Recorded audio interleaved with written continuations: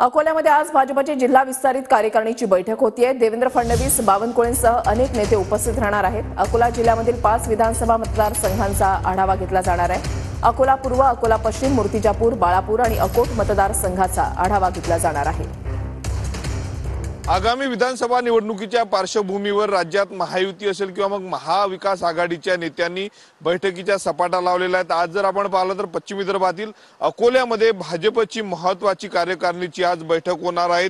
आगामी विधानसभा निवडणुकीच्या पार्श्वभूमीवर उपमुख्यमंत्री देवेंद्र फडणवीस असतील सोबतच भाजप प्रदेशाध्यक्ष चंद्रशेखर बावनकुळे हे आपल्या कार्यकर्त्यांना मार्गदर्शन करणार आहेत। अकोल्याच्या पीकेव्ही मधील सभागृहामध्ये जो आहे तो संपूर्ण कार्यकारिणीची बैठक पार पडणार। आपण बघू शकतो या ठिकाणी जिल्हा विस्तारित कार्यकारिणीच्या बैठकीची तयारी जी आहे ती अंतिम टप्प्यात आलेली आहे। साधारणतः 12 वाजता जे आहे ते उपमुख्यमंत्री देवेंद्र फडणवीस या ठिकाणी येऊन आपल्या कार्यकर्त्यांना मार्गदर्शन करणार आहेत। आगामी विधानसभा निवडणुकीला कशा प्रकारे समोर जायचं याचं मार्गदर्शन जे आहे ते कार्यकर्त्यांना केलं जाणार आहे। स्वागताचे बॅनर जे आहेत ते उपमुख्यमंत्री देवेंद्र फडणवीस असेल चंद्रशेखर बावनकुळे यांचे लागलेले आहेत। कॅमेरामन अनिकेत दहातोंडेसह मी स्वप्नील उमाप, TV9 मराठी, अकोला।